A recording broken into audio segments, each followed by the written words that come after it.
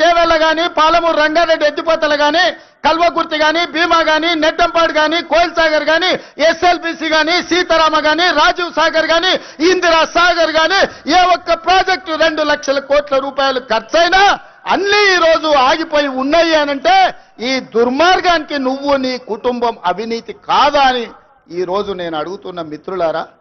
ఇన్ని దుర్మార్గాలు చేసి ఇంత దోపిడీకి పాల్పడి 1,00,000 కోట్లు కొల్లగొట్టి 1000 ఎకరాల భూములను ఆక్రమించి ఇవాళ గోదావరి బంకంచెర్ల రేవంత్ రెడ్డి వచ్చి మొదలుపెట్టి చంద్రబాబు నాయుడుకు నీళ్లు ఇస్తున్నాడని దుర్మార్గమైన మాటలు మాట్లాడుతున్నాడు.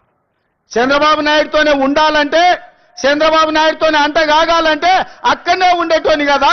ఈ రాజీవ్ గాంధీ ఆశీర్వాదం తీసుకొని ఇక్కడెందుకు ఉండేటోని చంద్రశేఖర్ రావు?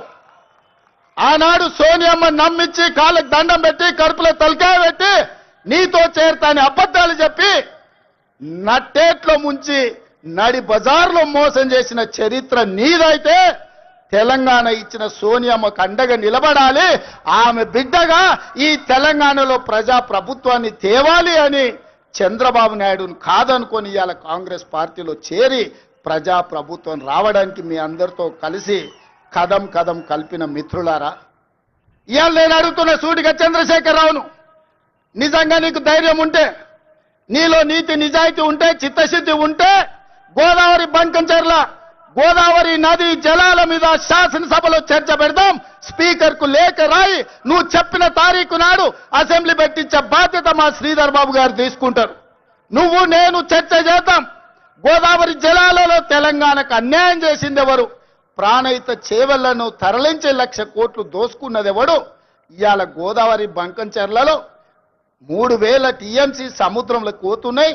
రాయలసీమకు తరలించమని చెప్పింది నువ్వు కాదా? 2016లో మొత్తం వివరాలతో నేను వస్తా. నువ్వు సిద్ధంగా ఉన్నవా? నువ్వు చెప్పినాకనే కదా ఉమాభారతి గారి ఆదేశాల మేరకు చంద్రబాబు నాయుడు గారు 2016లో ఆనాడు జీవో ఇచ్చిండు. గోదావరి నుంచి బంకంచెర్లకు నీళ్లు తరలించడానికి, హంద్రీ నీవాకు 400 టీఎంసీలు తరలించడానికి 2016లోనే జీవో ఇచ్చిన మాట వాస్తవం కాదా? 2018లో వ్యాప్కోస్ను నియమించింది నిజం కాదా? వ్యాప్కోస్ సంస్థ 400 టీఎంసీలు గోదావరి జలాలను హంద్రీ నీవాకు బంకంచెర్ల ద్వారా తరలించడానికి ప్రాజెక్టు రిపోర్ట్ ఇచ్చిన మాట వాస్తవం కాదా? ఇవన్నీ నీ నాయకత్వంలో నువ్వు ఇచ్చిన బోడి ఉచిత సలహాలతోటి ఈరోజు గోదావరిలో 3,000 టీఎంసీలు నీళ్లు సముద్రంలో పోతున్నాయని నీ దిక్కుమాలిన సూచనలతోనే ఈరోజు ఈ దరిద్రం దాపరించిన మాట నిజం కాదా? ఇవాళ నువ్వు చర్చకు సిద్ధంగా ఉన్నావా? గోదావరి జలాలను రాయలసీమకు తరలించకపోయినని రోజమ్మ పెట్టిన రాగి సంకటి రొయ్యల పులుసు తిని రాయలసీమను రతనాల సీమ చేస్తా అని చెప్పిన చవటవు నువ్వు కాదా అని నేను అడుగుతున్నా. నీకు జీవితం ఇచ్చి, నీకు బతకడానికి నీడనిచ్చి, నిన్ను ప్రజాప్రతినిధిగా చేసి తెలంగాణ ముఖ్యమంత్రిని చేసిన తెలంగాణని ఎడారిగా మార్చి వందలాది గోదావరి టీఎంసీల నీళ్లను రాయలసీమకు తరలించమని చెప్పింది నువ్వు కాదా?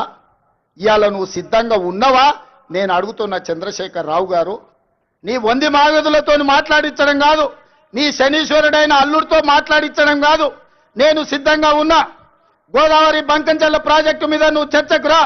స్పీకర్ గారికి ప్రధాన ప్రతిపక్ష నాయకుడిగా లేఖ రాయి. శాసనసభ సమావేశాలు పెడతాం, ఎదురెదురుగా నిలబడతాం, మాట్లాడదాం. ఎవరు నిజాలు, ఎవరు జీవోలు ఇచ్చారు, ఎవరు తెలంగాణను దెబ్బతీసిండ్రో, ఎవరు నువ్వు తెలంగాణను దోక చేసిండ్రో, ఎవరు కాళేశ్వరం కడితే కూలేశ్వరమైందో చర్చ చేయడానికి నువ్వు సిద్ధంగా ఉన్నవా? ఒకరోజు గోదావరి మీద చర్చిద్దాం, రెండవ రోజు కృష్ణానది జలాల మీద చర్చిద్దాం. ఉమ్మడి రాష్ట్రానికి ఆనాడు పచ్చావత్తు ట్రిబ్యునల్ 811 టీఎంసీలు ఏకంగా కేటాయిస్తే 811 టీఎంసీలలో తెలంగాణ రాష్ట్రం విడిపోయినప్పుడు నువ్వు పోయి చంద్రబాబు నాయుడు దగ్గర వంగి వంగి సంతకం పెట్టి 512 టీఎంసీలు ఆంధ్రప్రదేశ్ తీసుకోండి, 299 టీఎంసీలు నాకు సరిపోతాయని సంతకం పెట్టింది నువ్వు కాదా? ఇవాళ కాగితాలని శాసనసభ ముందు పెడతా, నువ్వు చర్చకు సిద్ధంగా ఉన్నవా? 10 ఏళ్లలో ఏ ఒక్కరోజు కూడా కాగితాలు రాసుకొని పంపకాలు చేసుకున్నా 299 టీఎంసీ నీళ్లు ఎన్నడూ వాడలే. 200 టీఎంసీలు కూడా నికరంగా ప్రతి సంవత్సరం వాడలే.